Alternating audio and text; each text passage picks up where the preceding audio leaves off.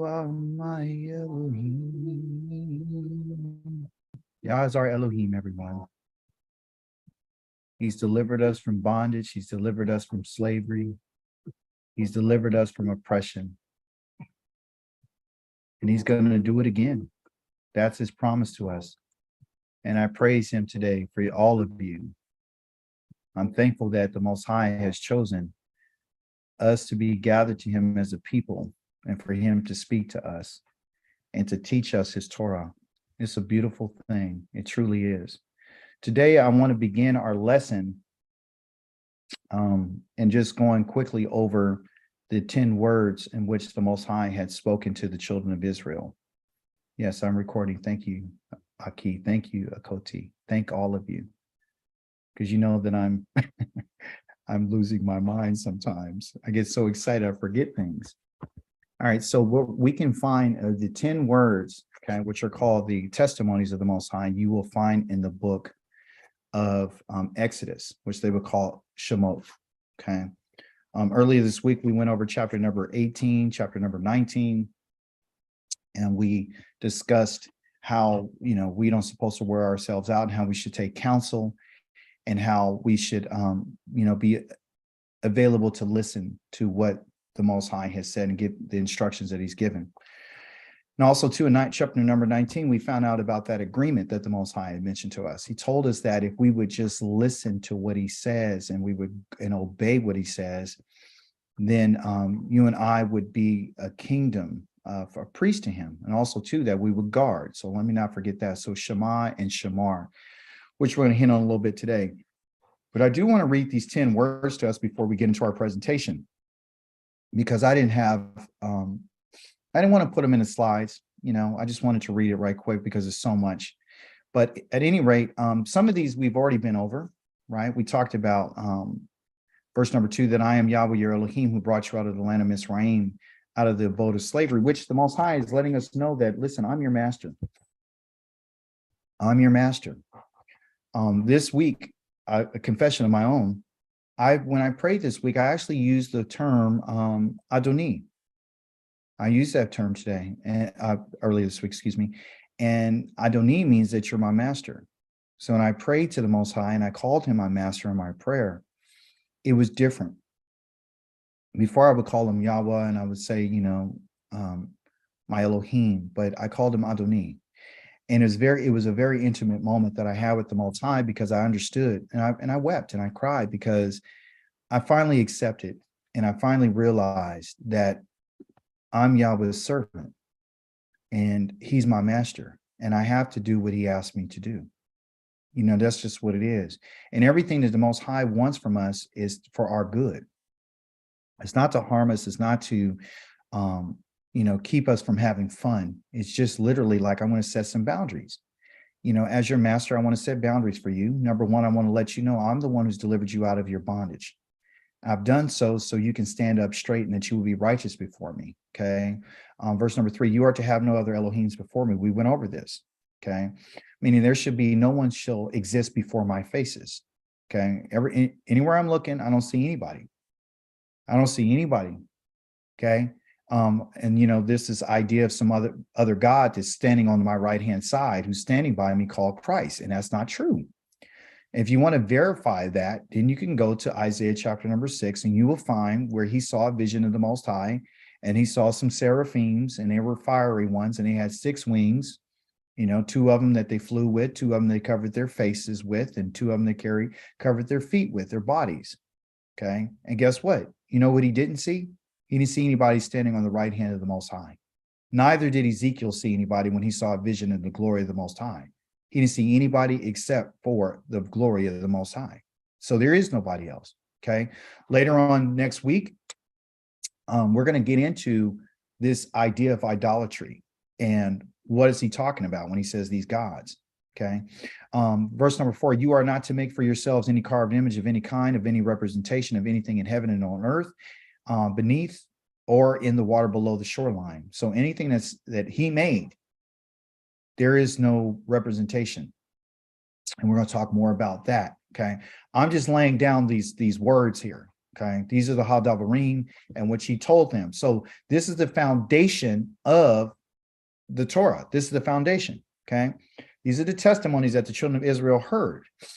Okay. They heard these 10 words. All the other words are the judgments, the kukim, the regulations, the appointed times, all that stuff. They didn't hear any of that. Okay. All they heard was these 10 words. Okay. You said, well, it looks like it's more than 10 words here. There are 10 statements of fact to what he's going to discuss about all the other things. So, for example, when we talk about the gods, right, in verse number 3 and in verse number 4 about making these images, he goes into detail about what that means. Okay. For whatever reason, he chose to not talk about that today because he just wants us to set the foundation. The foundation is this is the basis of the covenant. Okay. The covenant includes the Torah, the judgments, the rulings, the Moedim, the Pekudei, all these things. So it's not just these 10 words that is just a covenant. It's everything that he says. But they only heard these only 10 statements. Okay. So we're going to get into that a little bit later. We're going to break it all down. Verse number 5, you're not to bow down to them or serve them, still talking about these idols and gods. For I am Yahweh, your Elohim. That's who I am. And I am a jealous El. Okay. I'm jealous, meaning that I'm very, very protective. Okay. I'm very protective. Number one of my name. Okay. And number 2 of you. I'm very protective of you. And I'm going to punish. Okay. And I'm punishing.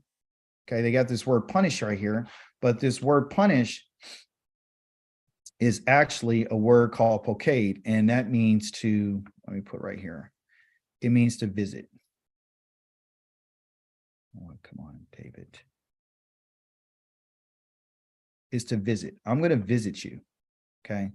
And when I'm going to visit, meaning I'm going to make an account, it means I'm an overseer. I oversee things, okay? I oversee and I count quantities. I measure everything. Okay. So if I put somebody in charge of something, I'm coming to see whether or not you kept what I said. If I gave you, 100 things to do, and I'm going to come see if you did all 100 of them. Okay. If I gave you the laws that I gave you, I'm coming to see. I'm going to come to give an account. And what I'm going to visit is I'm going to visit the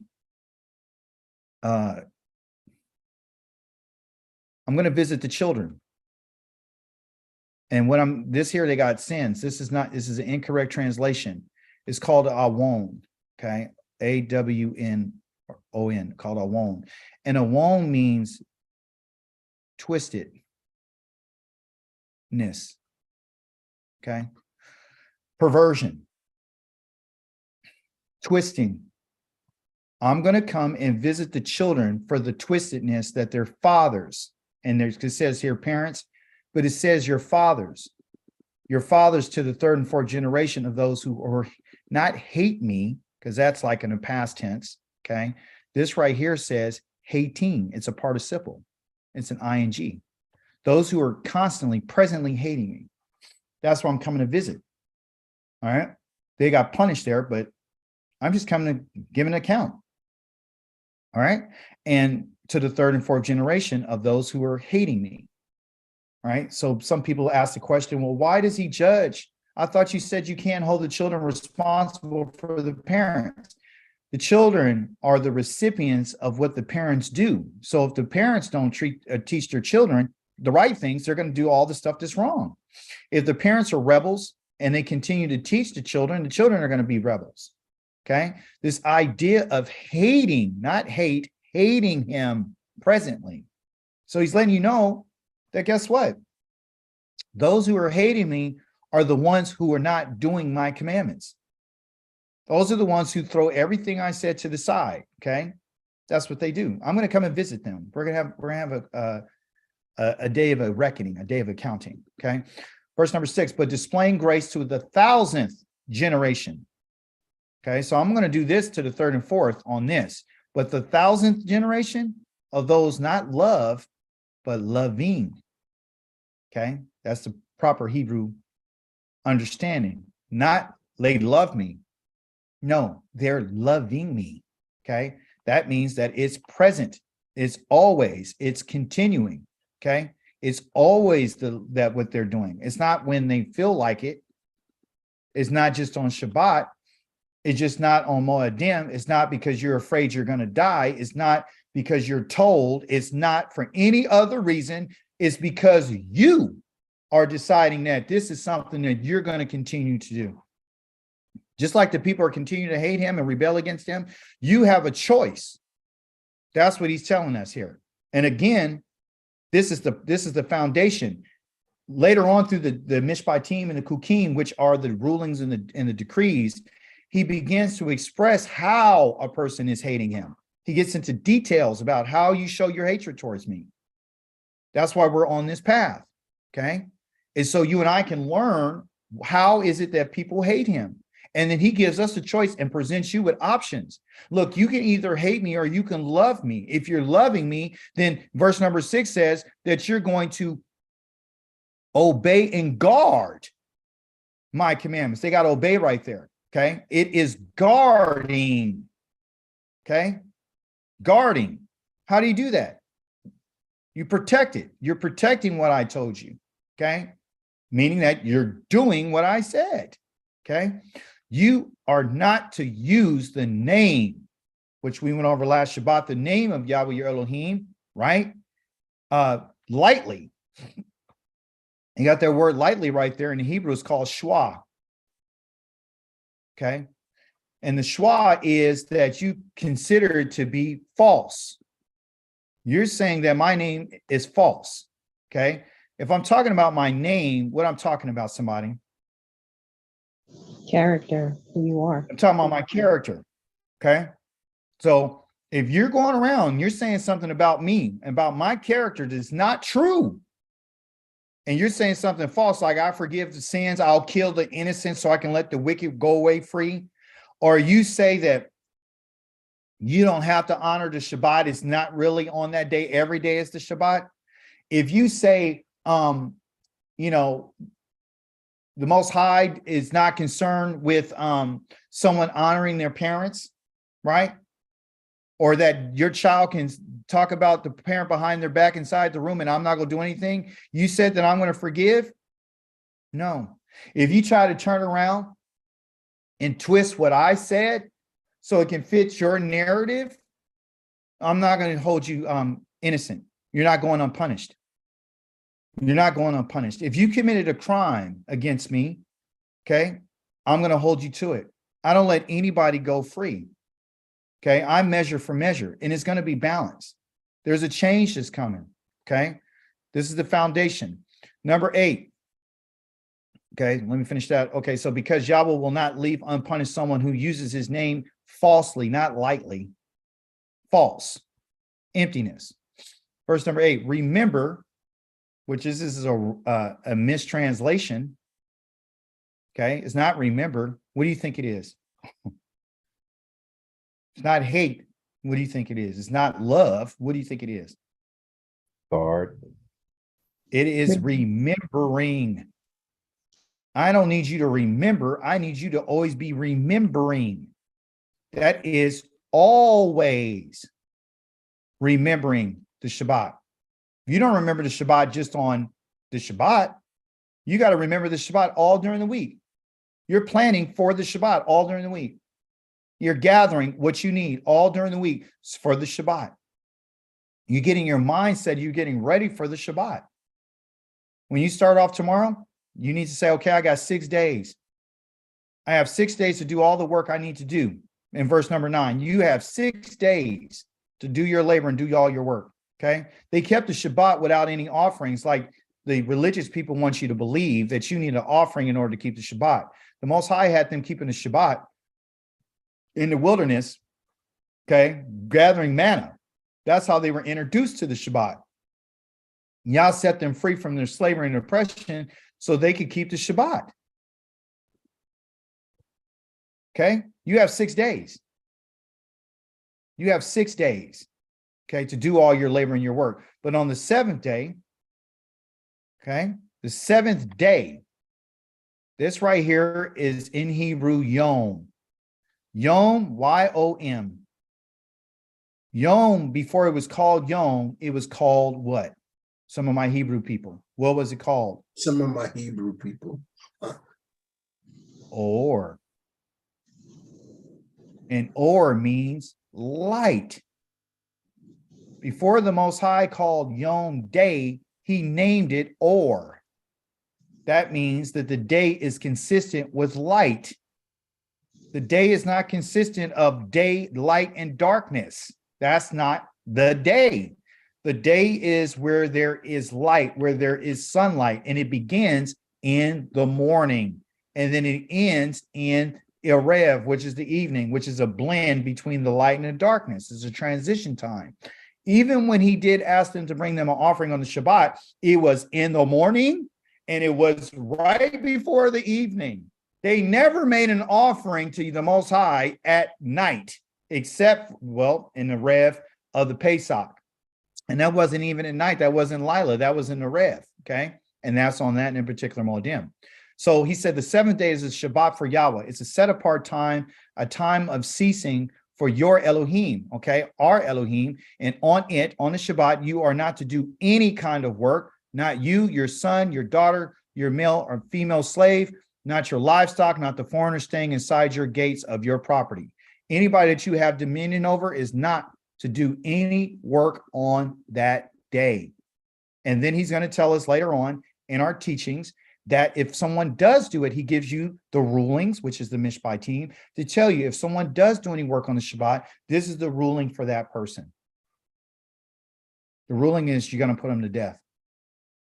And guess whose ruling it is? It's his ruling. Okay. So you say, well, does this apply to me while I'm in exile? Yeah, because I'm going to show you today that this is not done away with. Okay. For in 6 days, Yahweh made the heaven and the earth and the sea and everything in them. But on the seventh day, he rested. Okay. He ceased. And this is why Yahweh blessed the day. The day of the Shabbat is blessed, and he separated it for himself. Okay. So he's saying, I'm allowing you to participate in the day that's blessed. Don't desecrate it. Keep it kadosh. That's why he says you shouldn't do any work on it, because if you do any work on it, you're desecrating the day. You understand? So you can't desecrate this day, and you desecrate it by lifting your hand to do something on it when the Most High said don't. And that word to use your hand, okay, is called, we've been hearing all week, it's called asah. Asah means to do or to make. So in the Hebrew, this is all that was used all the time. You shouldn't make an image or a representation or a sculpture or a likeness of anything. You should not make,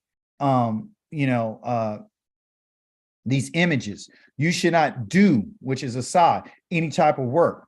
Okay. The Most High is showing kindness. He's making and doing kindness to the individuals that love him and keep his commandments. Okay. Verse number 12, honor your father and your mother so that you will live in the land which Yahweh your Elohim is giving you. Okay. Meaning that honor is to be held very high in regard of the things that your parents are saying to you. Honor is called kavod. That means don't treat their words lightly, but hold them heavy. Okay. You shall not murder. Okay. You shall not commit adultery. You shall not steal, and you shall not give false evidence against your neighbor. And finally, do not covet your neighbor's house. Okay. This word right here is called kamad. Okay. Kamad means desire. All right. Or to take delight in. Okay. So what I don't want you to do is, I don't want you to look at what your neighbor has, and I don't need you to delight and say, oh, I wish I had his house. I don't want you to look at your neighbor's wife and say, oh boy, she's really pretty. Oh, look at that. Look how nice her hair looks. And then you make a compliment. Oh, you look so nice today. You took delight in her. Most High says you're not to do that. When he talks about do not right here in the Hebrew, is the word lo. And all of us know, if you've been in my teaching, you know that lo means never. But the question is why? Why all these things? Why is he setting them up for this? And that's what you and I are about to get into. Okay, so don't desire your neighbor's wife. Don't desire his male servant or his female slave, his ox, his donkey, or anything. Don't take no pleasure and delight in anything that he has because it's not yours. Okay. Don't steal anything. Don't carry nothing away that don't belong to you. Don't commit adultery because it doesn't belong to you. Don't murder anybody. Don't murder. You will not. Okay.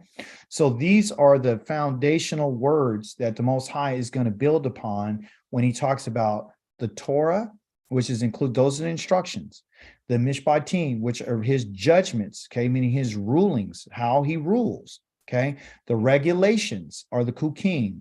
The Moedim are the appointed times. The Pukude. The Pukude are the accountings.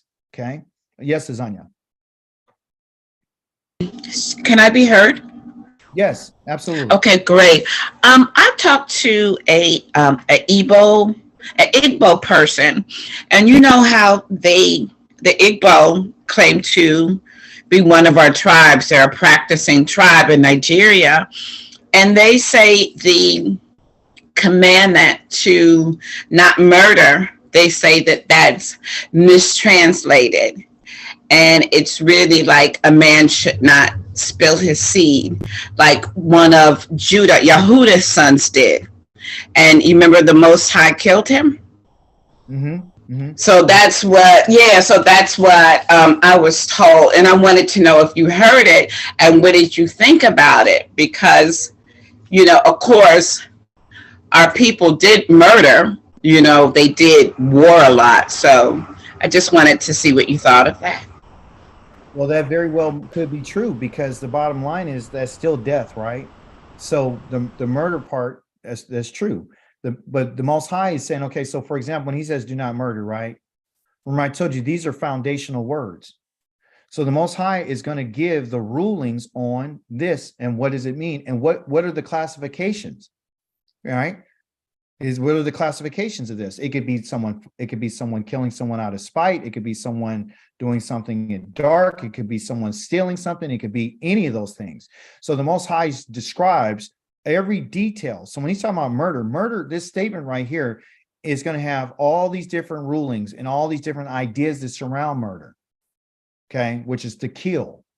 Okay, so he's going to lay all this out for us. Okay.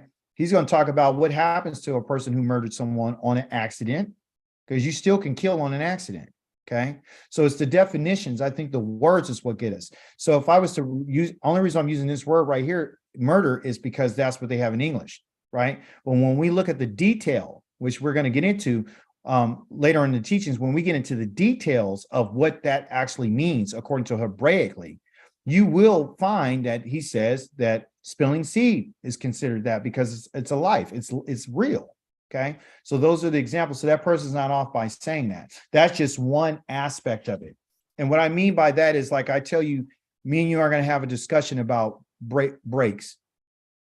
So when we talk about brakes on a car, well, what do we got to talk about? Well, what's part of the brakes? Oh, you got brake pads. So we'll talk about the pads. Then we're going to talk about there's springs that have to be used.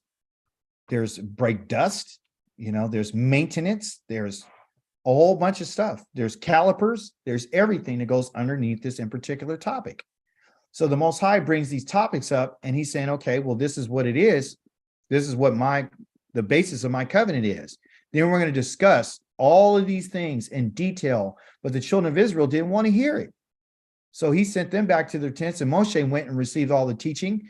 And then he came back and told them everything, because he said, everything that he's telling you, we'll listen to you. We'll shema you. We'll listen to what you have to say. So that person who said that is absolutely correct. That's under the definition of that. It's not just spilling seed. Good point, though. Okay, thank you. Praise Yah. Yeah, absolutely. All right, so now let's get into our presentation.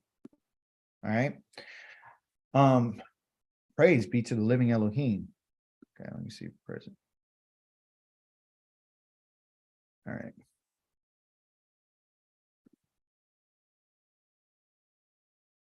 Can you see my screen? Oh, no, it said it was No.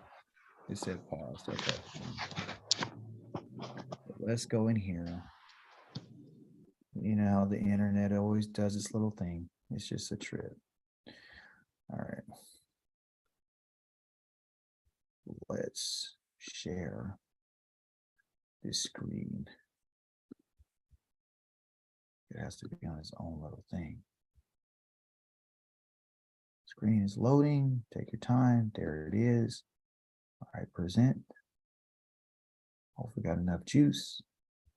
And then we go here. If not.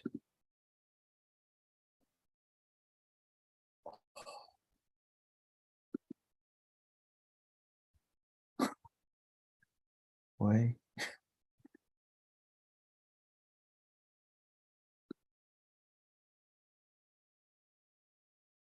Let me see if that one works. Bear with me, everyone. I'm trying to get it connected without trying to expand it too, so I can get the present. All right. Still sharing. See if I can get let me get a good thing. Yes, yes, yes, yes, yes. I got it. All right. Everyone can see my screen, right? Yes. Yes. All right. All right. So again, we're continuing talking about the instructions, right? We're talking about the basis of the Torah because the word Torah is misunderstood. Okay.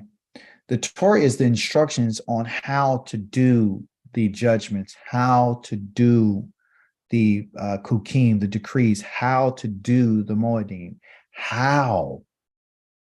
You know, the Torah is a finger that's pointing you in the direction that you should go. Okay. So that's why they use the word instructions. You know, it could be also understood as directions, you know, following these directions about some subject. So in our Torah portion this week, there was this idea of the children of Israel coming to meet the Most High. All right.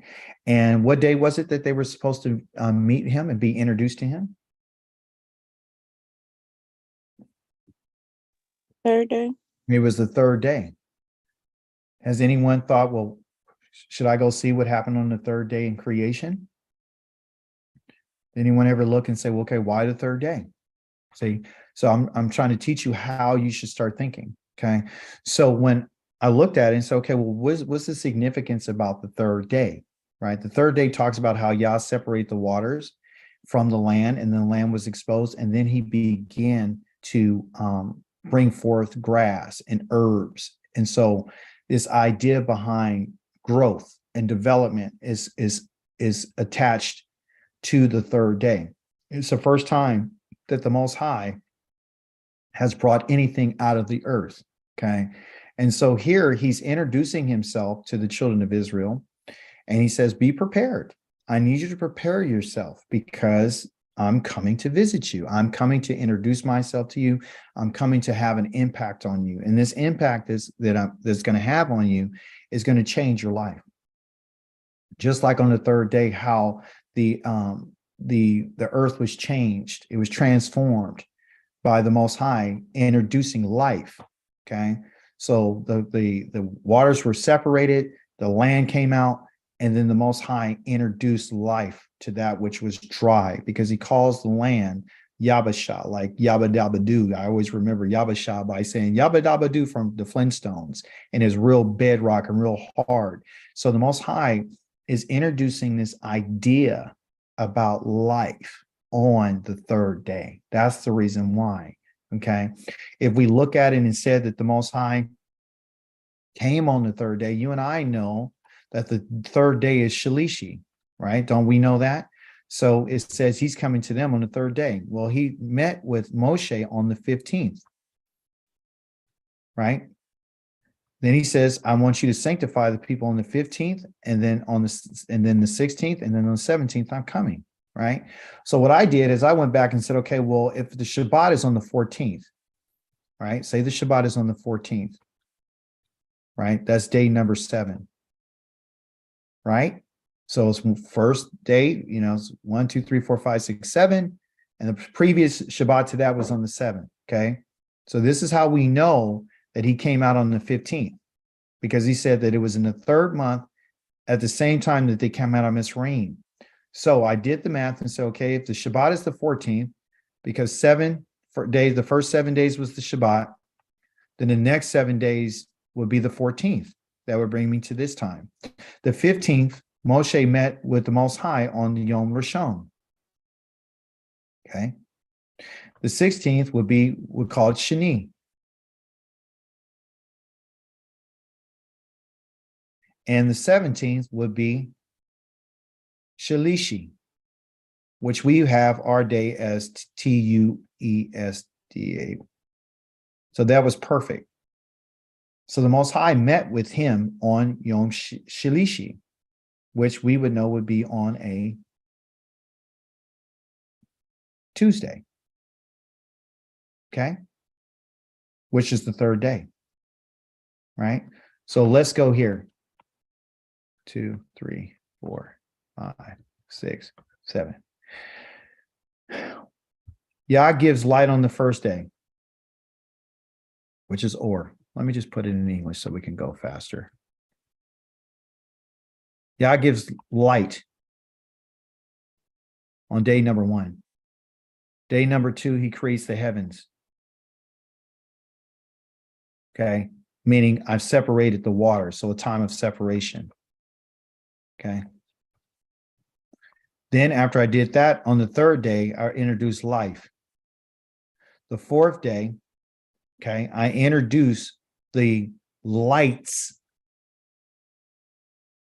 okay, of the sun, the moon, and the stars. On the fifth day, I introduce to you the birds and the fish. And on the sixth day, I give you the beast and the man. This life right here are the fields and the grasses and the trees, which gives you life through food, okay? Man can consist of both male and female. On the seventh day, I ceased from my work, okay? On this day of the life, on the third is when I wanted to come and I wanted to meet with you. On this time, because I'm introducing you to life. I want you to live, okay?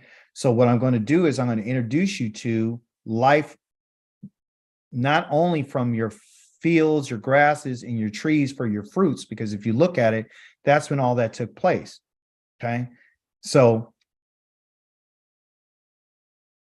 I'm giving you the covenant on this day because the covenant represents life. It represents what I'm about to share with you, okay? Excuse me, what is number 2? I can't read that. Oh, I'm sorry. My pen is weird. Forgive me. It's called heavens. And it's the heavens where he separated the waters, okay? And in each one of these days, okay, which we find is, forgive me, Gil, for that. I'm sorry about this writing. It's just this pen. I don't know what's going on with it. Yah did something. Even though he made the light, he separated. He separated the light from the darkness on that day. What did he do on the day number 2? He separated. What did he separate? The waters from the waters. The third day, what did he do? He separated the waters from the dry ground. What did he do on the fourth day? He introduces light, right? And he's giving light in order to bring, listen, to bring division, which is separation between the day and the night. Okay. Number 5, he makes 2 forms, that which is in the heavens and that which is on the earth. Again, making a separation. He's dealing with both the heavens and the earth. Verse number 6, day number 6. He takes the man out from the dust, and he takes the cattle and everything from the dust of the earth. He's making a separation. Okay. And then of course, the last day, which is the Shabbat, he makes a what?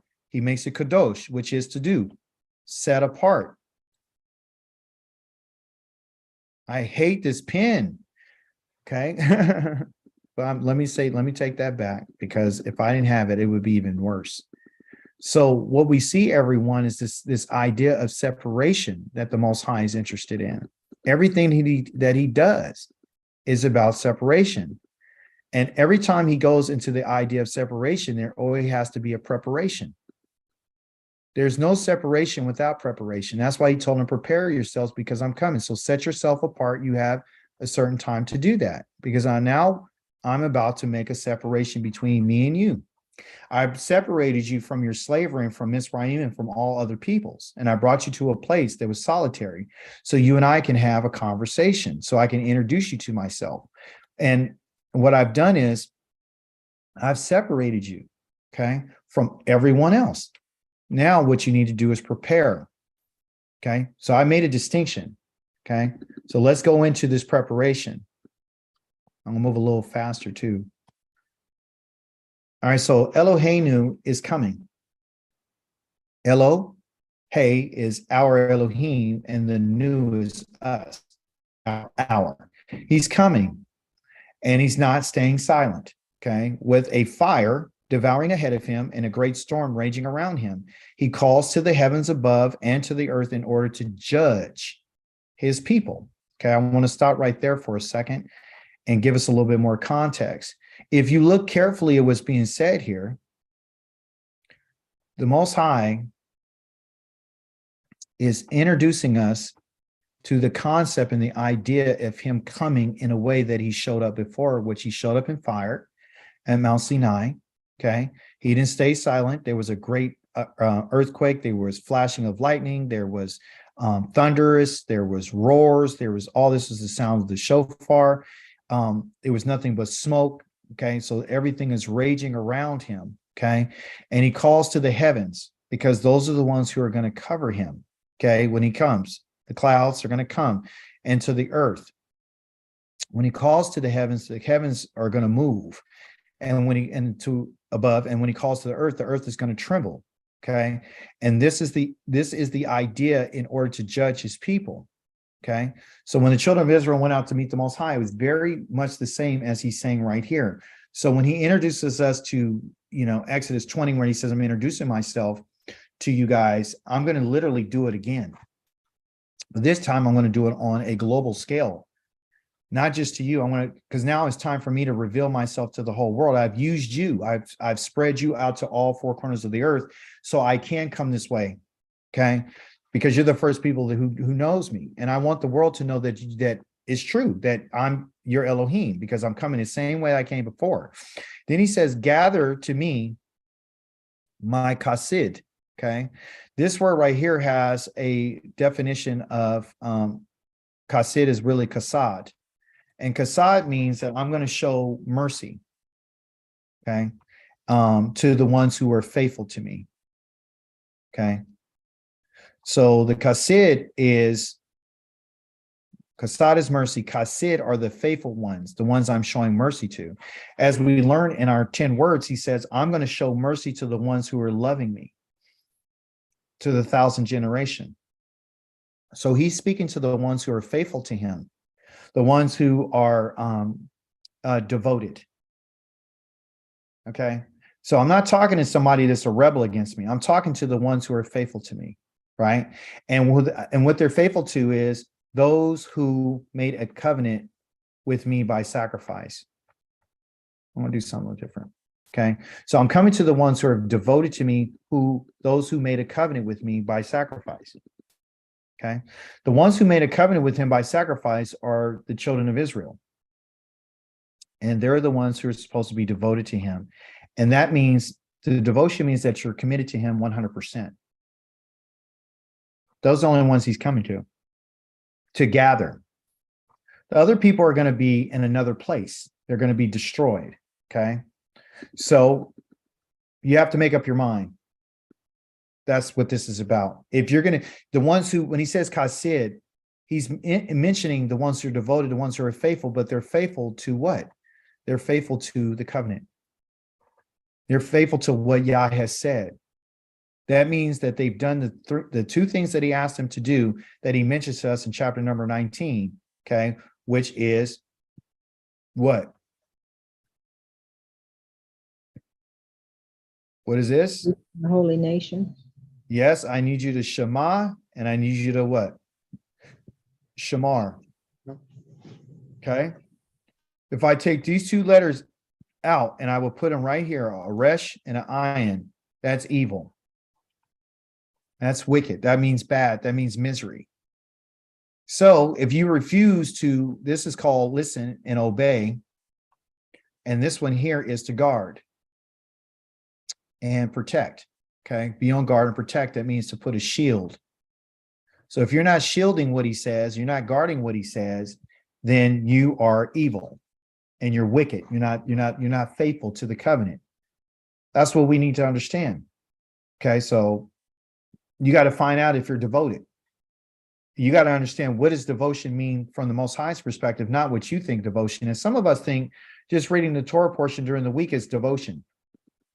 And we think that we read it and then we put it down and that's it.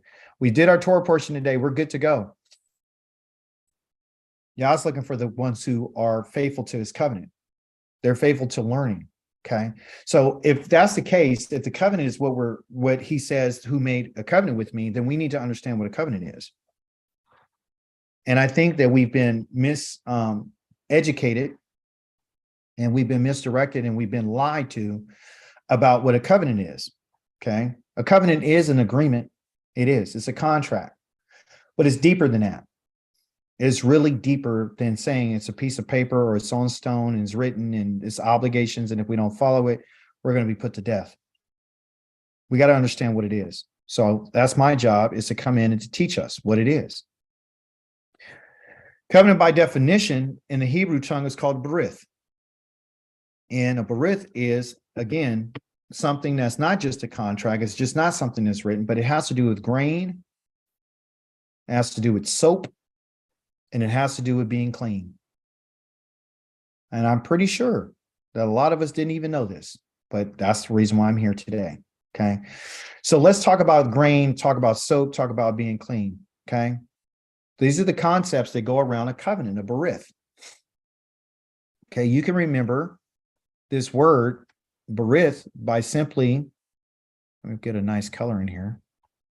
White. Birth. Just switch these two letters. Okay. That's beautiful, isn't it? Birth. Remember berith. Just think about birth. Why? Because you think about the third day. Why? Because that's when life happened. Why? Because that's when the trees, the fruit of the trees, the grasses that make your bread are called grain. Okay? That's what this is. So you're going to understand what a berith is today. So let's look at grain. And you guys can screenshot this. And let's get ready to learn. All right. So grain has to do with the grasses that the Most High would give, these stalks. And it consisted of wheat, barley, and all that type of stuff. You would then take that flour, and that flour you can make bread with. Okay.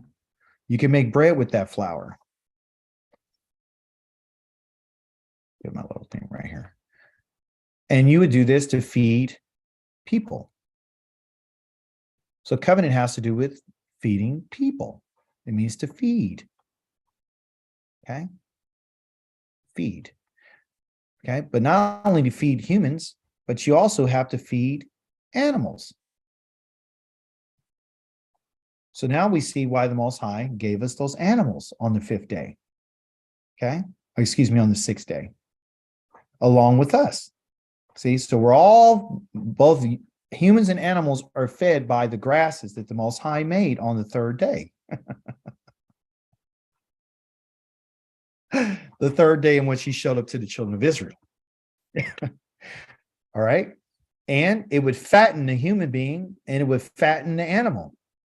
Because without the grasses, then you and I would be empty. And what would be empty is our stomach. And your stomach is your life.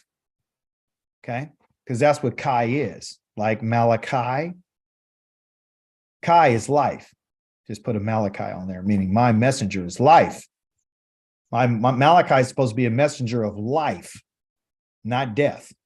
So the person who delivers the message is supposed to talk about the berith. They're supposed to be bent on the covenant, because it's the covenant that gives a person the ability to live and to feed, not only for humans, but animals.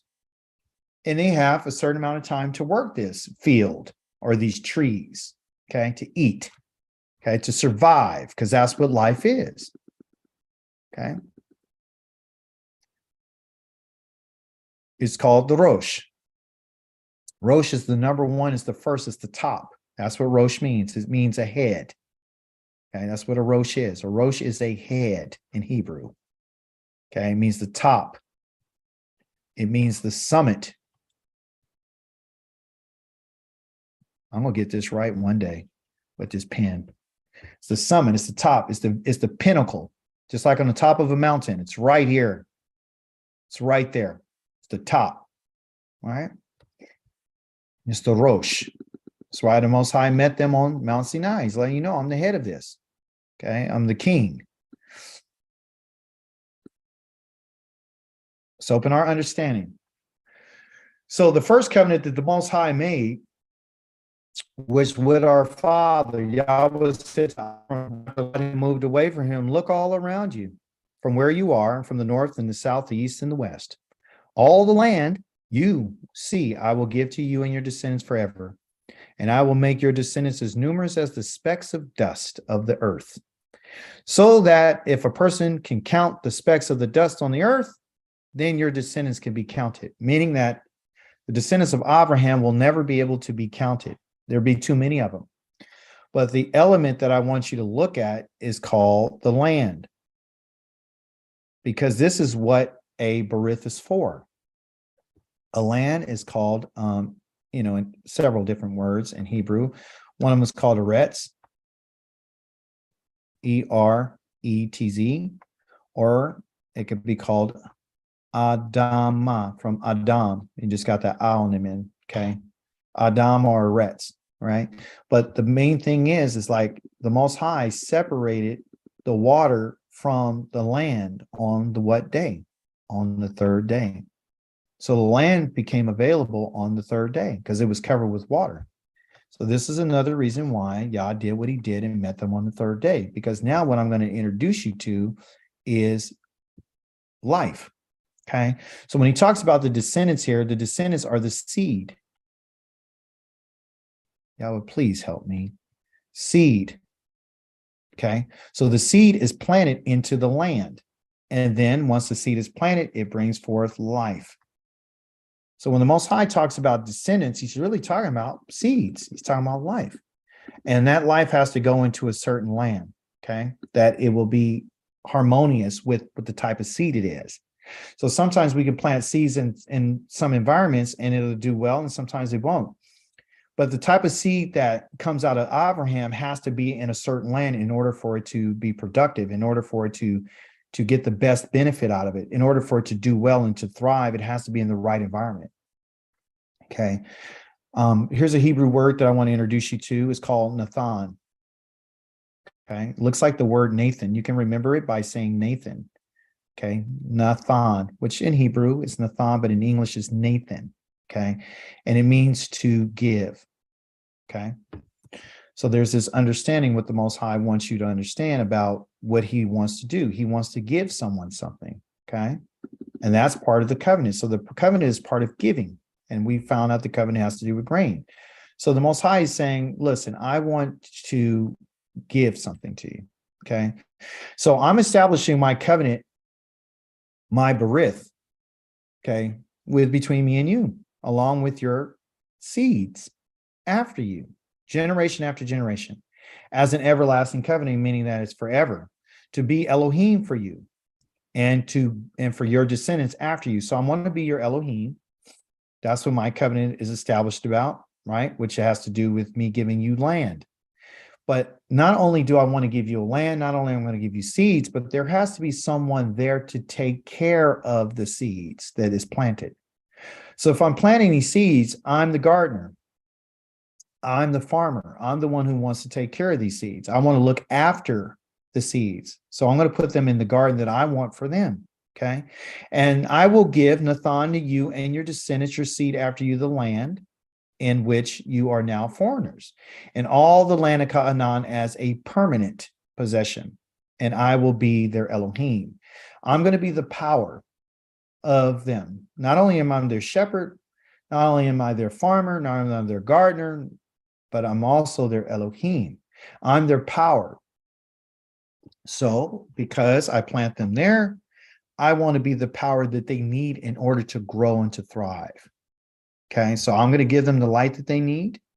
I'm going to tell them when to put certain things in the ground. I'm going to tell them when there's different seasons. I'm going to help them understand, what I expect from them. I'm going to have moedems and appointments where they're supposed to come and meet with me and celebrate for all their work that they've done with their hands, because it's Tova. It's a Tova land. Okay. The word Tov is in here, which Tov means good and functional, and So Tovah is a word which has to do with the land. If the pen would like to work. Land. Because the land is feminine. That's why it's called Tovah. Tov is just Tov for good, for, describing something masculine. But when you talk about something feminine, she could still be functional, but you have to give her Tovah. So when you talk about something that's feminine, she's not Tov, she's Tovah. Okay.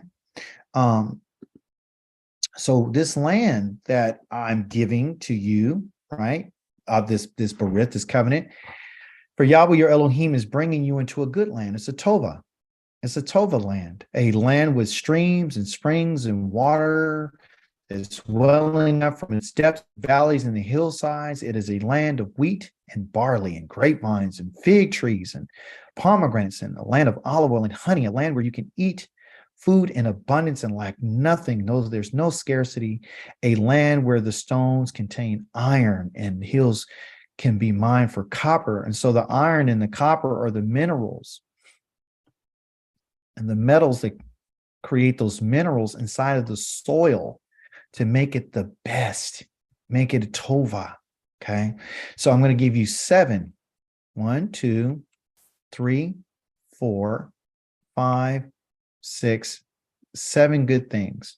I'm going to give you wheat. I'm going to give you barley. I'm going to give you grapevines for your wine and your juices. I'm going to give you fig trees so you can make your cakes and you eat your fruit. I'm going to give you pomegranates. I'm going to give you, has to do with being prolific. I'm going to give you a land of olive oil and a land of honey. Those are the 7 divine blessings that are going with this land. You're going to do very, very well with these things. Okay. You use the olive oil to cook with, you use it on your body, you use the pomegranates to eat, but you can also use it for, other things.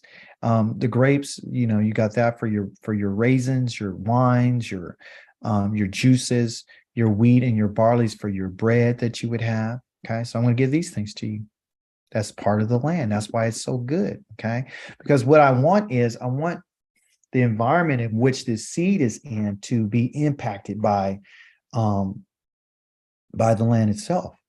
If you're in a good land and you're in a land that's beautiful and you're in a land that has rich minerals and vitamins, then you're going to do very, very well. It's going to have a different impact on you. It's going to impact your life in a different way. That's the reason why the Most High says when you're scattered to all the places that you're experiencing famine and you're not doing well. You have the diseases of the nations on you. You're not living well. You're not. Okay. And it's having an impact on you. Okay. But Most High's intent is to put an impact on this seed. He says, tell them that the Supreme Master Yahweh says this, back on the day I chose Yisrael. Okay. And the day that he chose them is when they were in Mitzrayim. He said, I raised my hand to the descendants of Yaakov, the house of Yaakov. I revealed myself to them in the land of Mitzrayim when I raised my hand. I swore to them and said, I am Yahweh your Elohim. And on that day, I raised my hand to them, pledging to bring them out of the land of Mitzrayim into a land I had surveyed for them, meaning I have examined, I went and searched it out, a land flowing with milk and honey, the most beautiful of all lands. And what are we talking about? We're talking about the covenant. We're talking about the land that has everything in it that allows us to live the best life possible. Those are in Hebrew, they call them your the fruit that's on the trees are called ornaments. Right. So there's this, that's how beautiful it is. The Most High calls the fruits are ornaments, right? The vegetables and the grasses and the wheat and everything is things that you and I have never even imagined or tasted. Okay. So he's saying, like, I'm going to bring them. This was the reason why I came and got you. The reason why I even revealed my name to you is to bring you into this place that I swore to your fathers, which has to do with grain, which has to do with soap, and what has to do with, cleansing you. Okay. I want to feed you. Okay. And it happens because all this is going to happen because of what? It's going to happen because he says to Yaakov, or excuse me, Yitzchak, Abraham's son, stay in this land. This was at a time where there was famine on him, and he wanted to leave. Most High told him, no, stay in this land, and I will be, right? Stay in this what? This land. I will be with you and bless you, because I will give all these lands to you and your descendants, your seeds, and I will fulfill the oath in which I swore to Abraham, your father. I made a promise to him. I will make your descendants, your seeds, as numerous as the stars. He told Abraham as the dust. He tells his son as the stars in the sky. So what is he saying? He's telling us that wherever you look, when I made the dust, I was thinking about Yisrael. When I made the stars, I was thinking about the descendants of Abraham and Yitzchak and Yaakov, because it's all for you. Okay.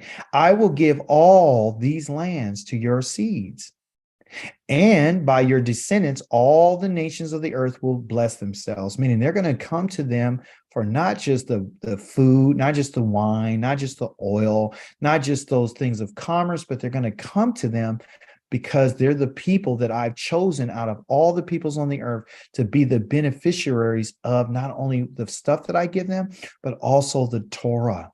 Because the only reason why they're able to be a blessing is because they have the Torah.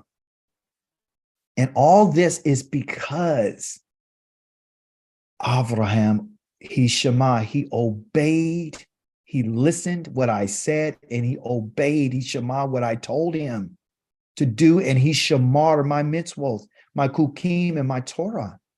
Our father had the same test put before him, just in a different way.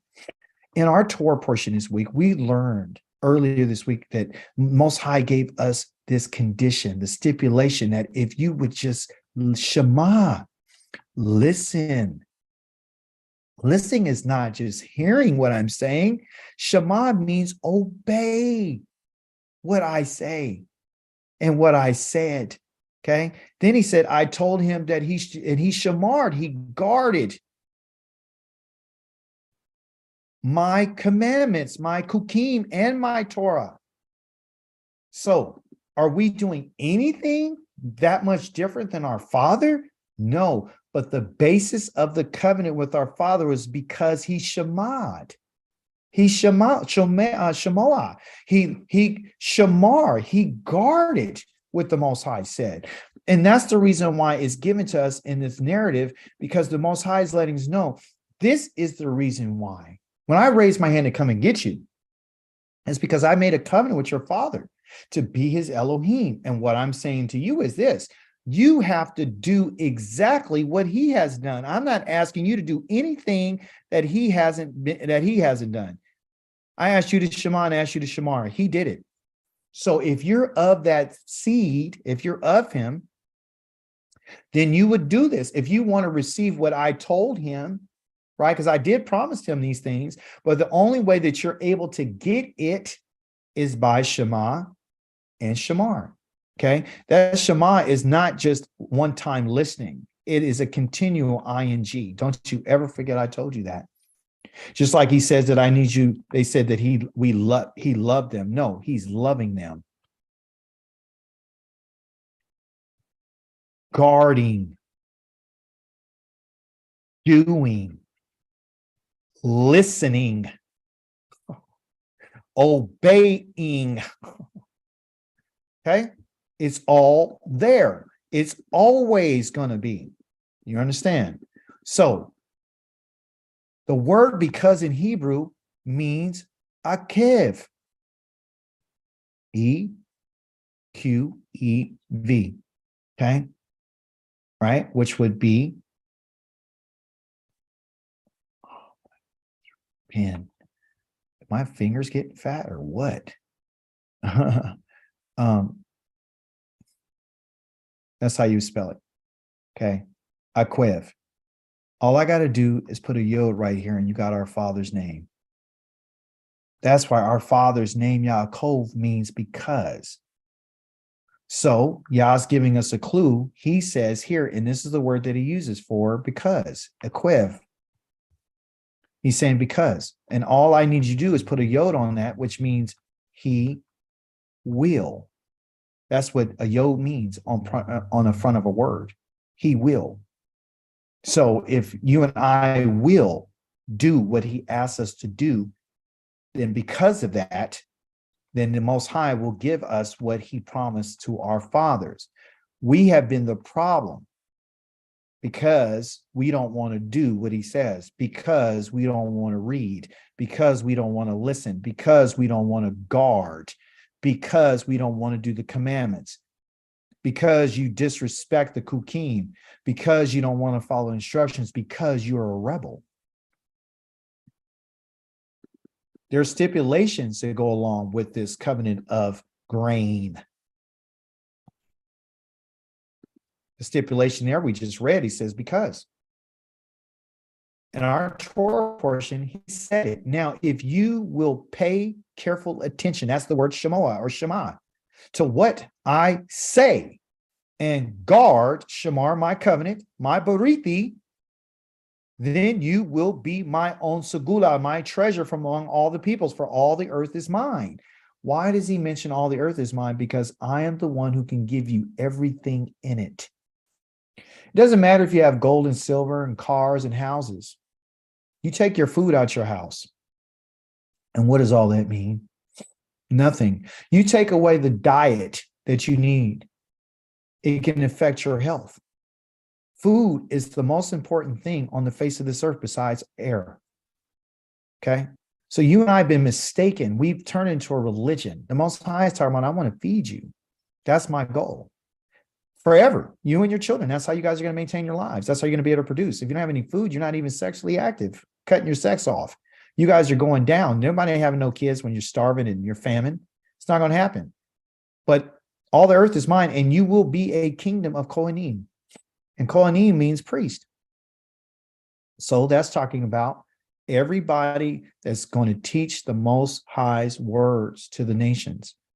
You're going to be a nation that's set apart for me.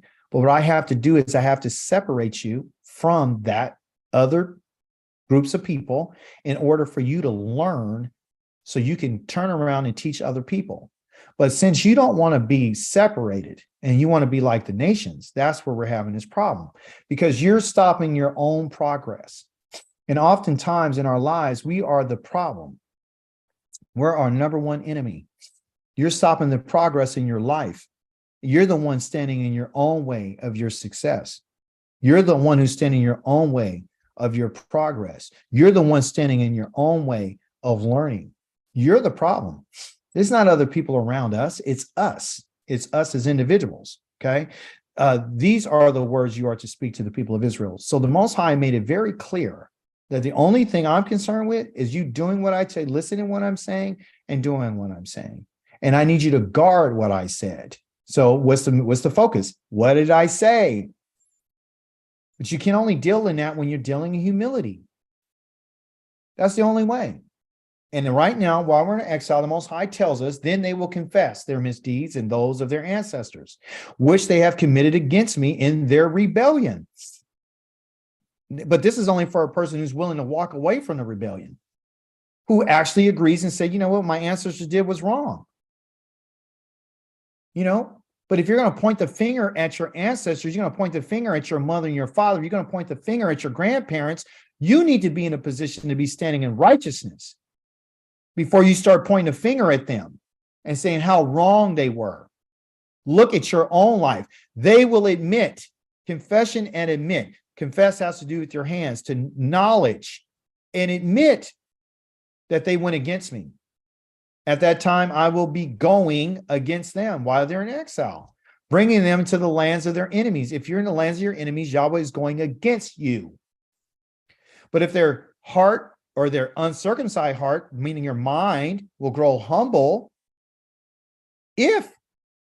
remember, if you would do what I tell you, if your uncircumcised hearts, your minds will grow humble, and they are paid for the punishment for their misdeeds, then I will remember my berith, my berithi, the one that I made with Yaakov, the berithi I made with Yitzchak, the berithi that I made with Abraham, and I will remember the land.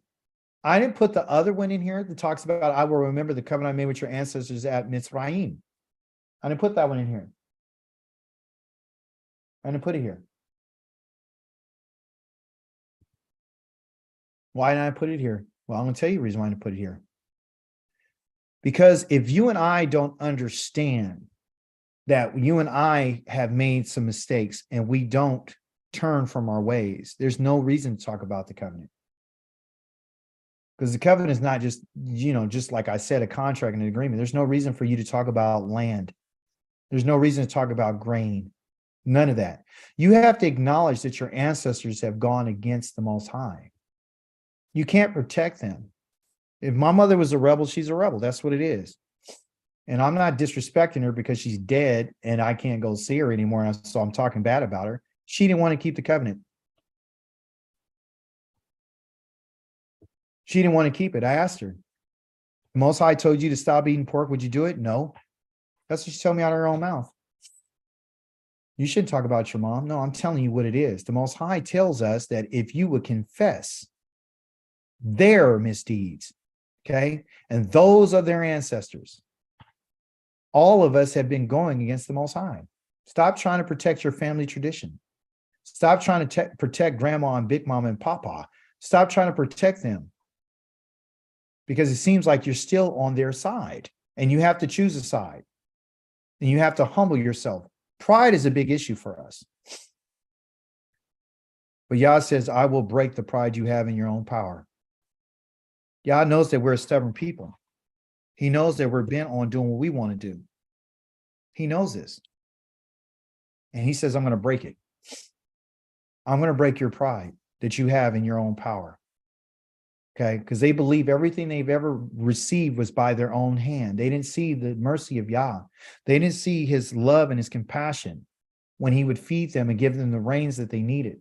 He didn't see their love and compassion by allowing them to have children and not letting any of their wombs be barren. He says, when you do what I tell you, none of you shall be barren. That's what he says. But the pride is the problem. See, humility and pride, they're hand in hand. We can choose to be humble or we can continue to be prideful. So we see that there's stipulations. We see because our Father was faithful to the Most High, he says, I'm going to give all these things because of what he did. So that's our format, right? And we understand that the land has impacts on us, and it's a good land the Most High promised to us. He gave it to us willingly. That's the first thing he even mentions to us. So that's our first idea about covenant, a berithi, is to feed, okay? So let's look at the other part of this covenant, this other dimension, right? So we have our soap. Soap came through burning the stalks of grain. So after you cut the heads of the grain off, you would then take the stalks of that grain, okay, and you would burn it, okay, and then it would create what they call pot ash, okay. Some say potash, potash, and then you would take those ashes from the burning and would mix it and make a soap, and it would cleanse your body. So look how beautiful the Most High is. So he provides everything that you need. The very food that I give you, you can then turn around and nothing's wasted. You can actually use the stalks of the grain in order to make a soap out of it so you can cleanse your body. So even within my covenant, even in feeding you, I still find another way to cleanse you. you can wash your body and remain clean. Okay. So now we understand how this happened. Okay. So water could be it, but also too, I create soap. And that's done through the process of burning. And you have to use what they would call Aish. And Aish is what? Fire. Fire. Now I want you to keep your minds open and figure out why is he talking about soap about this covenant. Okay. For Yahweh Elohim is a consuming Aish. He's a consuming fire. He's a jealous El. That means, again, that he himself, he's a jealous power. I'm very protective, okay? And the way that I show my jealousy is through my fire. That's how I'm jealous for my name. That's why I killed Aaron's sons with fire. That's why these other people try to create another assembly. I killed them with fire. That's why when I went to Eliyahu, Elijah the prophet, I came down in fire. This is the reason why I told you that I'm coming in fire in chapter number 50 of Psalms, is because that's the way I'm coming. I'm coming as a consuming fire. The reason why I'm coming as a consuming fire is simply because I'm interested in this. I'm interested in what they would call Tahor. Tahor means purity.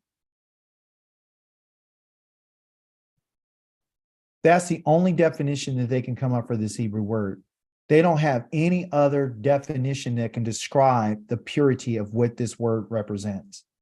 There's not a word that is in the English language, any other language that can describe the magnitude of this word. They can't even define it. It's so pure that purity is not a good enough word. It's not even good. Okay. So we understand from this that the Most High is introducing us to this fire. Okay. The words of Yahweh are pure words. They're pure. Silver in the melting pot set in the earth, and they're refined and they're purified 7 times over. So when Yah came and spoke to the children of Israel, he spoke to them out of what? Fire. Spoke to them out of fire. So Yah's words are pure. They're refining. They're to purify. Okay. When Yah spoke, he used a voice. Okay. A voice. This means voice in Hebrew. Okay. Well, let's explain what does it mean from an ancient Hebrew perspective. Well, this Q right here is called a kof. This L right here is called a lamed. And we'll just reverse them and put them down here. Okay. And this means a voice. Okay. But what does this kof mean? This means to gather. And this right here means to the staff. Gather to the staff. That's what Yah's voice does. So when Yah is the shepherd with the staff in his hand, he calls out to his sheep. And what do they do to him? What do they do? They follow him when they hear his voice. They hear his voice and they gather to him. Remember when I said earlier today or this morning, I said, wow, people just kept coming in. It's like, where's 5, 6, 7, 8, 9, 10, 11, 12, 13, 14, 15, right? So when Yah started coming on the Shabbat, everyone gathered. So that's what we're doing. So we're gathering to the staff. We're gathering to the authority. So Yah's voice is the authority that we gather to. This is the reason why we don't listen to anyone else. That's why he said, if you would listen, Shemoah, Shamar, listen to my voice and guard my Barithi, my covenant. If you listen to someone else, you're not listening to me. I'm your shepherd. So if you're not listening to me, then you're not listening to my voice. You're not being gathered to me. If you're gathered to me, then you're going to be walking where I told you to walk, which is on the way of the Torah. Here, Yahweh Elohim has shown us his glory and his greatness. We have heard his voice coming out from the fire. They heard that cold coming out of the fire. Okay. And we have seen today that Yahweh does speak with human beings and they stay alive. But why should we keep risking death? This great fire will consume us if we hear the voice of Yahweh, our Elohim, anymore. We will die. And they were absolutely right. Because they didn't have the right type of hearts. Moshe didn't die. He heard the Most High's voice, and he actually went into the darkness to go hear what Most High had to say, which we're going to find next week. Most High continued speaking to the Moshe to deliver that information to the children of Israel. Did he die? No, he didn't. Why didn't he die? He kept hearing his voice. Why didn't he die?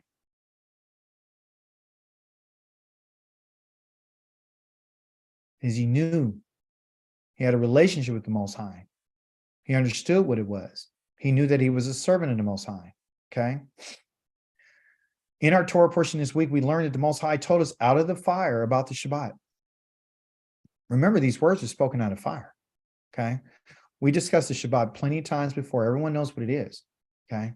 But there's something that he tells us in Shemot 35:3. You are not to kindle the fire in any of your homes on Shabbat.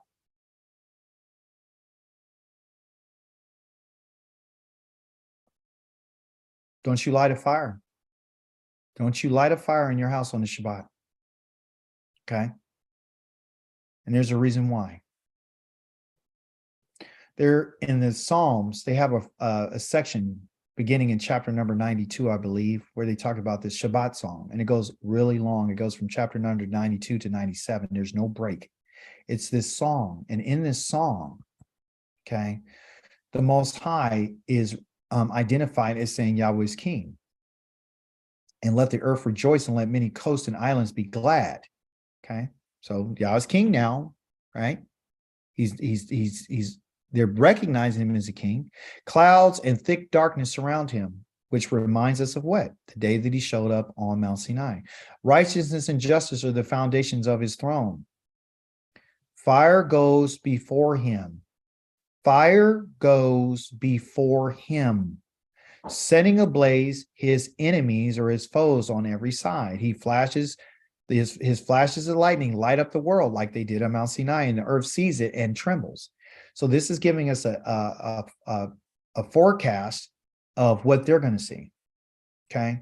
The reason why he doesn't want anyone to light a fire on the Shabbat is simply because when the Most High comes, more than likely, if he does come on the Shabbat, you're dead. Because that fire is going to be uncontrollable because he comes in fire. His fires are for his enemy. His fire is for his enemies.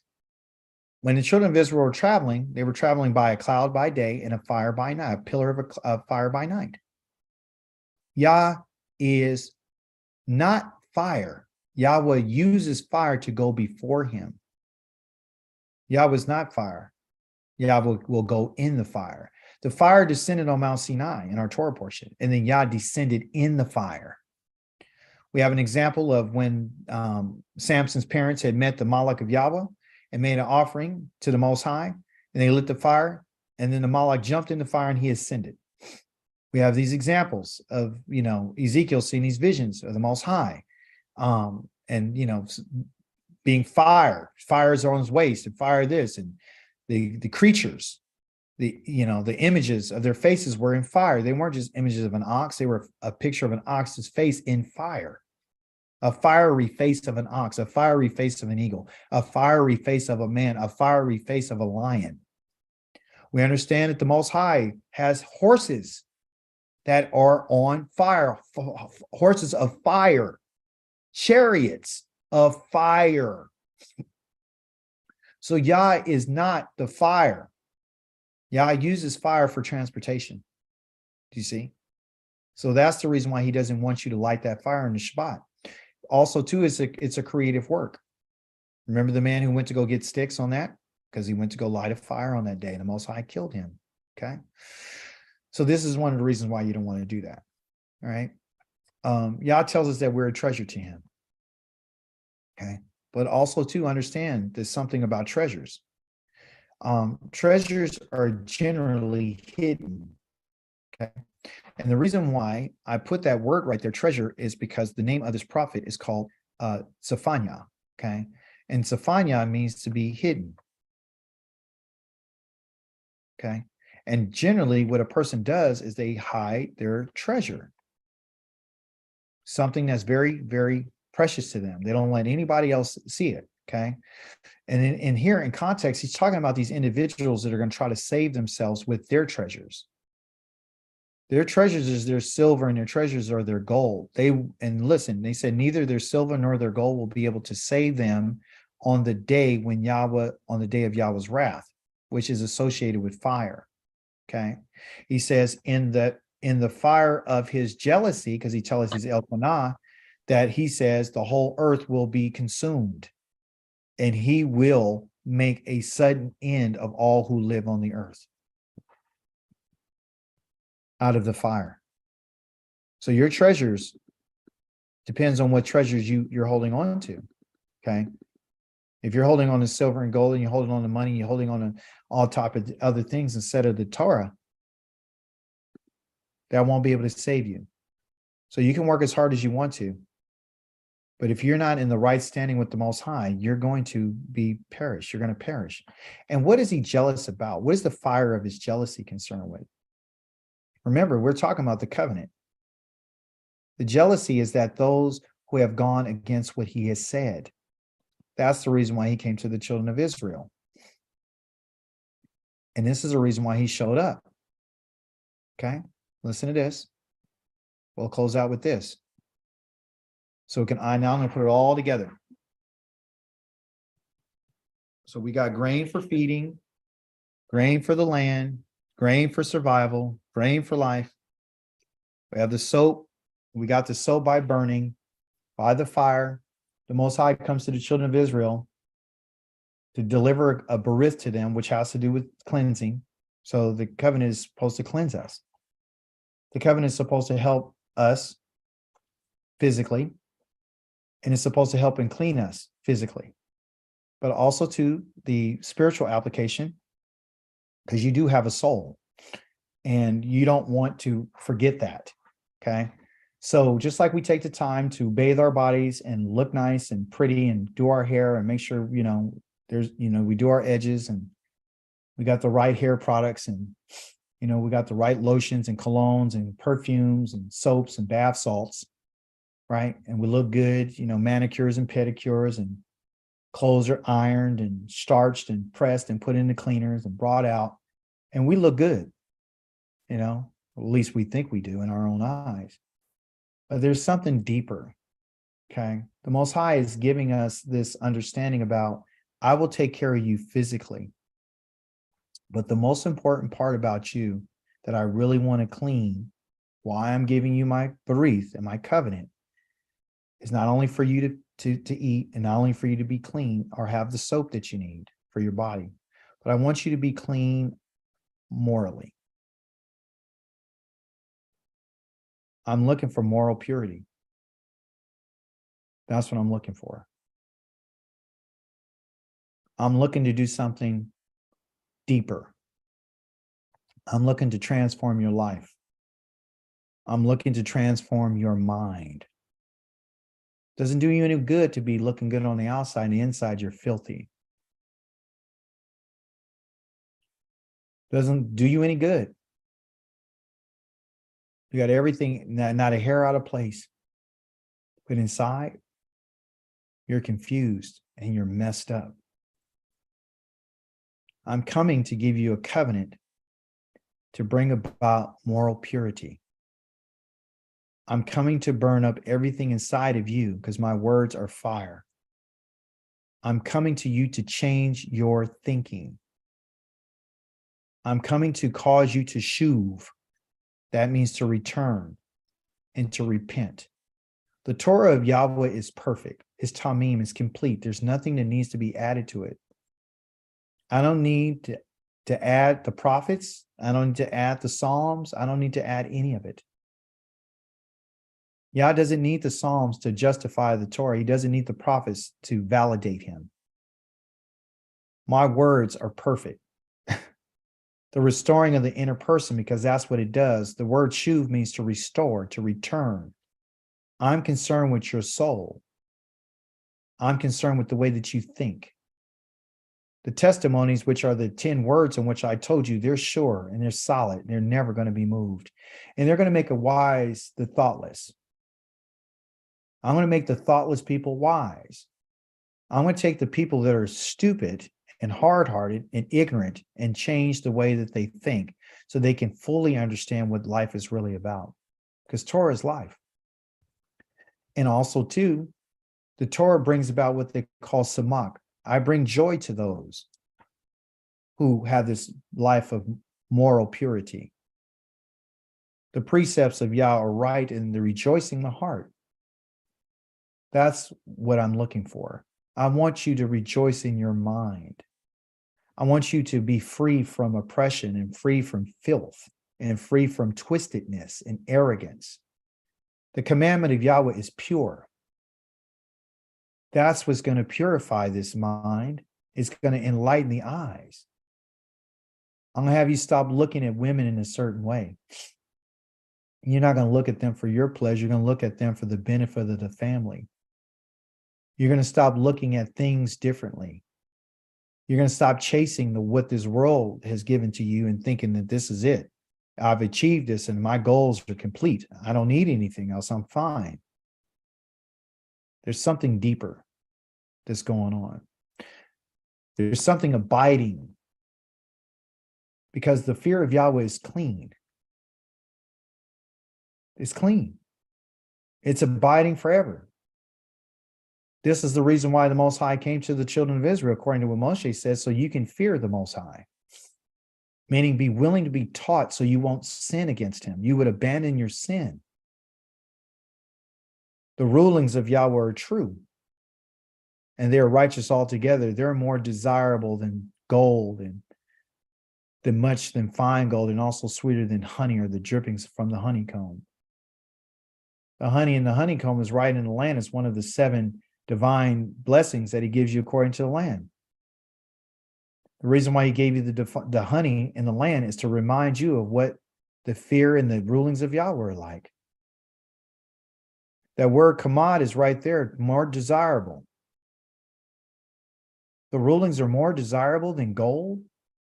The gold that he just told us they won't save you in the end. I think we got our priorities mixed up. The word kamad, again, is the same word that's being used in our covenant, or the 10 statements of our covenant that we read earlier today, the first part of our learning, that said that you should not desire. Kamad is to desire your neighbor's wife, your neighbor's house, your neighbor's ass, your neighbor's donkey, your neighbor's ox, your neighbor's slave girl, none of that. So I'm telling you, you shall never desire that, but the very thing that you should desire, you don't desire. If you are going to have a kamad, if you are going to have a covet, because that's what they're using for the word covet, or you are going to have a lust, why aren't you lusting for the righteousness that comes from the rulings of the Most High? I will allow you to kamad. I want you to desire something, but that which to be desired has to be righteous. That's what you should be after. That's what your desire should be. Not for simple pleasures of life, not to envy what someone else has, not to desire that which you didn't even put your hand to work for, not that you didn't even expel any energy to protect. But the question is this achievable? Can one achieve what Yah is asking in moral purity? We left it in the hands of our oppressors, left it in the hands of our slave masters. We left it in the hands of our teachers and our college professors. Left it in the hands of our theologians and our religious group and our people, the Christians. We left it in the hands of anyone else. They would tell you that this is absolutely unattainable. But I'm here to tell you today that you can achieve it. We have the recipe. It's here. It's been here the whole time. We just went right over it. The question is how can a young man keep his way pure? If you're asking for moral purity. Is this indicative for just men? No, it's indicative for everyone. It says by guarding it according to your word. To guard what? You got to guard that way. He has to guard the way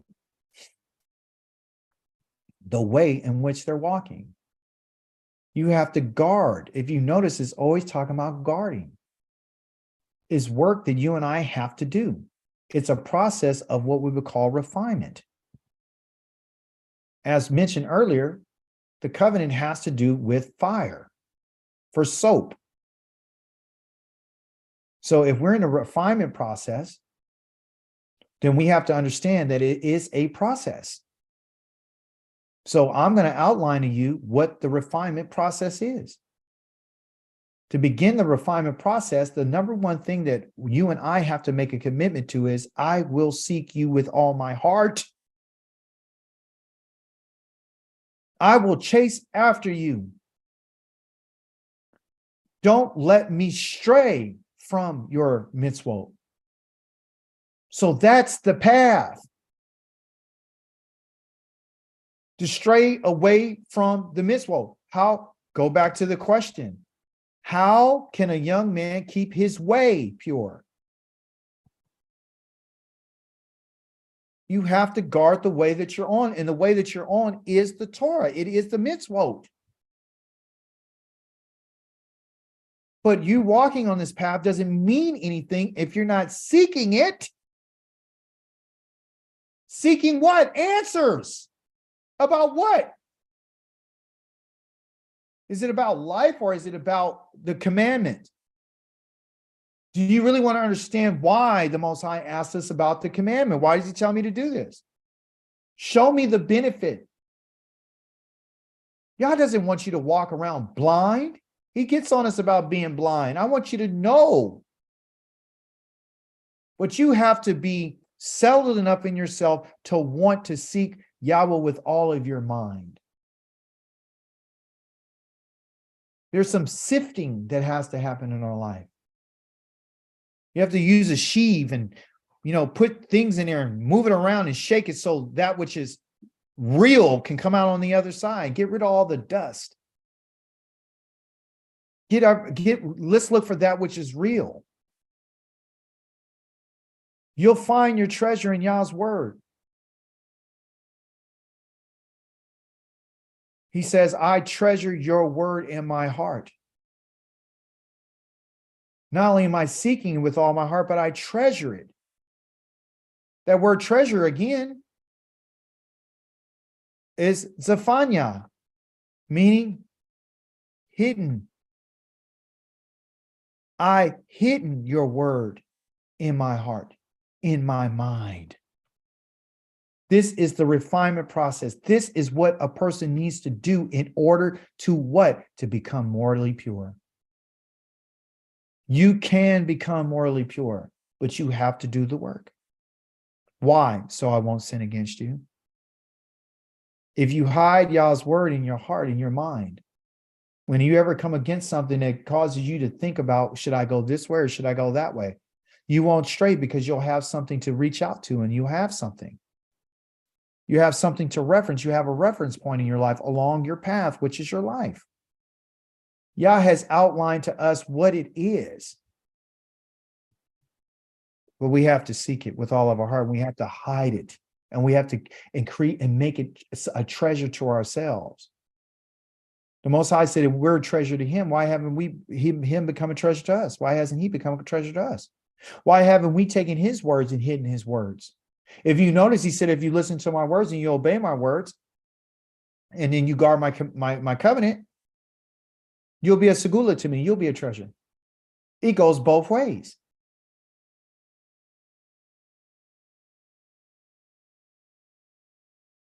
Even in this time of refinement, one should take a moment to pause and think.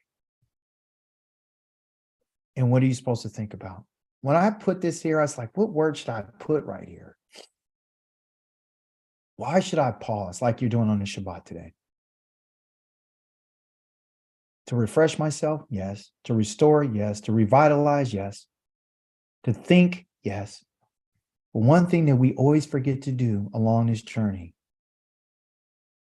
is we forget to bless Yahweh. In our Torah portion, Yithro blessed Yahweh. He blessed him.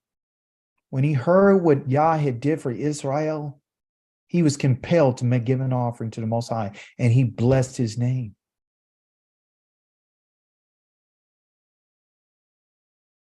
Yah doesn't have to take you and I out of nowhere right now,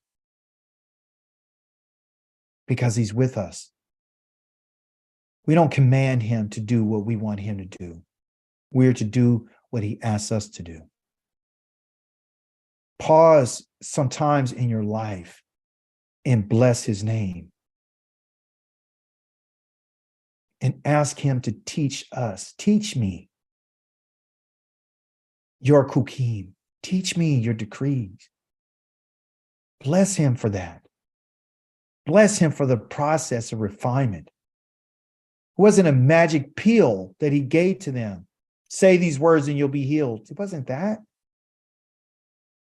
Even in the purification, there was a process. Even in sanctification, there was a process. Even to be introduced to the Most High, it was a process. Wash your clothes and be ready on the third day. Don't go near your wives. Put a boundary around the mountain. Don't let any animal come near. Go down and warn them again. Why? Because do I want to hurt them? No, I don't want to hurt them. I want to protect them so they won't die.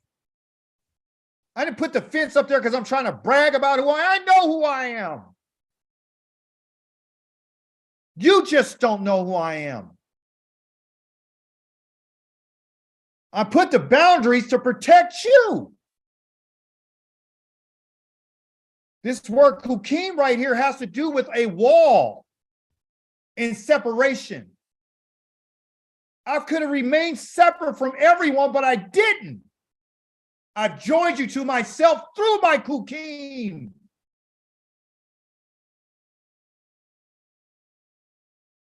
This right here is a ket. It is a wall. This Q right here is to gather. And to gather that which is separated. There's a wall of separation between Yah and humanity. And I'm trying to draw you back to me through teaching you how you should come close to me so we can be together. I'm joining that which is on the earth with that which is in heaven. And you're that connection. So I can teach humanity my ways. But in the process, you shall bless the name of Yahweh. He's worthy of being blessed. You don't have to wait till you get to the land of bless the Most High. You can bless him right now because he gave us the Torah. He gave us the kukim. He gave us the mishpatim. He's given these things to us to join that which is separated together. And this is the way that we stay connected.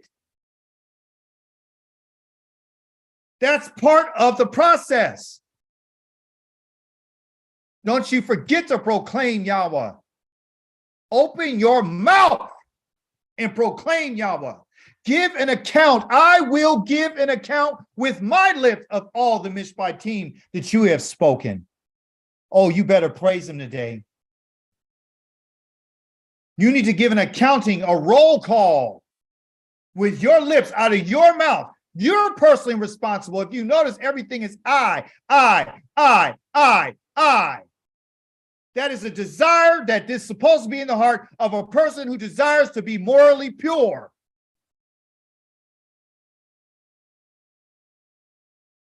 If we want to be morally pure, we have to do our part. We have to proclaim what Yahweh has said. That's the reason why he came to us. To give us his barithi that you and I are supposed to shamarte. Delight. Find your delight and rejoice in the way of your testimonies, Yahweh. I rejoice.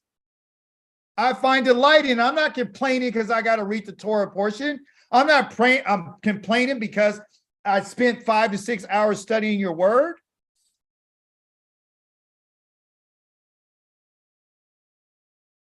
The testimonies of your words. I'm rejoicing in the fact that you took the children of Israel out of the land of Mizraim and you delivered them from the house of bondage. I'm rejoicing in the fact that you introduced me to the Shabbat. I'm rejoicing in the fact that I will never, ever, ever, ever, ever be a thief. I will never take something from somebody that doesn't belong to me. I will never desire somebody else's wife that I didn't pay for and I don't know.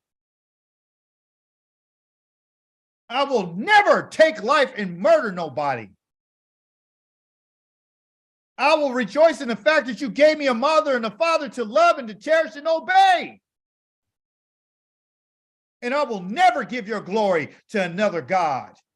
And I don't care how much wealth is out there in this world, because it means nothing, because it can't deliver me, because it can't feed me.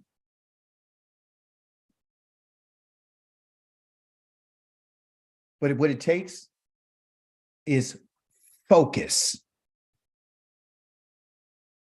You and I have to direct our attention. You have to focus on moral purity, on the testimonies, on the Kukim, on the Mitzvot, on the Torah, on the Mishpatim, on the Moedim.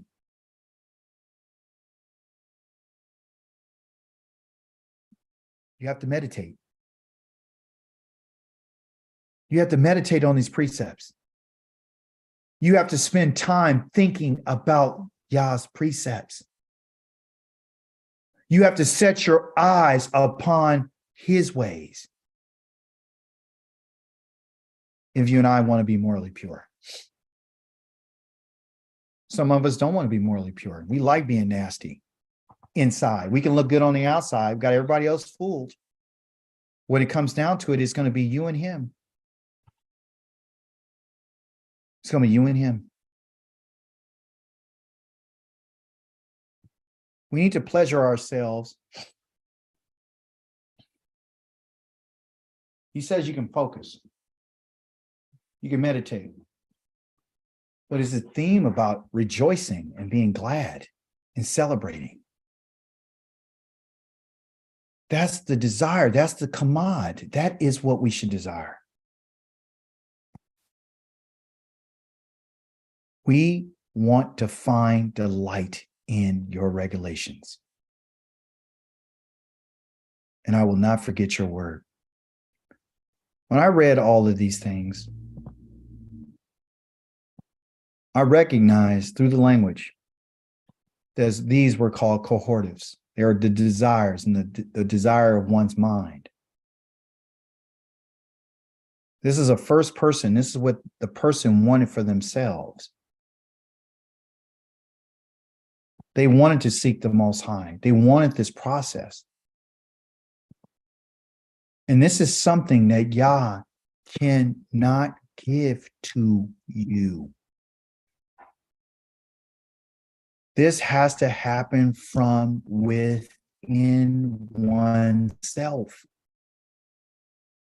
Yah has provided us with the teachings that we need in order to go to these places, to have the joy and the samak. He's given us the ability to turn. But the idea behind moral purity that has to do with the covenant is something that you and I have to want for ourselves. This is not something that's forced. This ain't something you could go and ask somebody to, show you. We need to start having some more conversations with the Most High. If you really want the best life possible while you're on this earth, and you want to make sure that your life was meaningful, then you don't want to leave here without being able to experience moral purity. I'm in the process of achieving moral purity. This lesson wasn't just for you. This lesson's for me. We all should desire to want to be that way with the Most High. That takes us taking a harder look at ourselves and find out what is our true intentions of being with him. Why are we really in this? Are we in this because we're just the people? Are we just in this because we just want to go to land? What is it? This is the goal. Yeah, I can put us in the land. We were in the land at one point, but it's because we lack moral purity. That's the reason why we're not there. And in order for you to be in that land, in order for you to achieve the maximum benefit of this berith, as you can see, is to be clean, not just in your body, but morally, inside and out, not half-hearted, all the way. That's what a chassid is. That's what someone who's devoted. Be devoted to that. So the Most High has spoken to us and told us the reason why he showed up in fire. The reason why he gave his covenant, the berith, in fire, is to bring about that moral purity, to give us what we need physically, spiritually, emotionally, and everything. Praise be to the living Elohim. Next week, go back here again. Next week, this is your Torah portion. Mishpatim. Shemot, chapter number 21, verse number 1, chapter number 24, verse number 18. You're getting, again, are going to visit. Now, here, just to give you a little insight. Chapter number 21 goes with chapter number 20. We leave off in chapter number 20, where Moshe enters into the darkest cloud on the mountain. That's where he went. He told the children of Israel, he's only coming so you can fear him. Well, you go. Whatever he tells you, we'll do. Just you go. You go hear everything, then come back and tell us. Well, that's what he did. Mishpatim are the judgments of the Most High. And what are the judgments for different things? Okay. Then he'll break down some things about, if you do this, then this is going to happen. I told you to honor your father and mother. Then I'm going to tell you what happens. What are my judgments on that? So when this happens, when these rulings come up, you'll know, like, okay, well, what happened to the parent and the child? Well, the child rose their hand and they hit their parent. Okay. Well, I'm going to tell you what's going to happen with that. What about the parent told the child something and the child disrespected him and went behind a closed door and cursed him? Well, what happens to that kid? Okay, well, this is what happens. Not only a child, but an adult too. You see, your parents are still your parents, regardless how old they are. They're still your parents. So you go outside of what I said, then you're going to find out what it is. And these are the very things that the Most High is going to tell us about, because when he comes, he is judging the world according to the covenant. That's why this in particular verse right here, or this book, Tehillim 50 and 3 through 5, if you read that today, you will find out that the Most High is coming. And when it says that he's not staying silent, that means that he's bringing judgment. That's why he's not staying silent, because he's been silent. He hasn't said anything. Okay. So when he speaks, you and I know, well, when did he speak? He spoke to us when he gave us the covenant. So everything that's written in there, he's saying, I'm not staying silent now, because I came in fire to give you the message. Now I'm coming in fire to bring judgment. And I'm going to call it to the heavens. They're going to participate, and I'm going to call it to the earth. They're going to participate in order to judge his people. The people who are what? This chassid. I need you to gather the chassid to me, who I made a covenant with, my words that I spoke out of the fire by sacrifice. So I'm not staying silent. So if I'm not staying silent, then you should know that whatever I told you and you didn't shemoah, or you didn't shamar, you didn't listen and obey, and you didn't guard, you should know that I'm not letting you go. I'm not letting anybody go, like I told you. So that's what I'm asking you to do. I'm asking you to prepare, because if you don't understand these things, right? You don't understand this berith. You don't understand this, then it's going to be bad for you. That's why I'm asking you to prepare. Because no matter when I come, you need to be prepared. You hear me?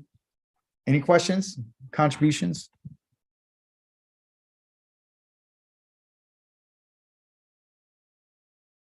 Lasagna, go ahead. Thank you so much, brother. What a beautiful, beautiful lesson.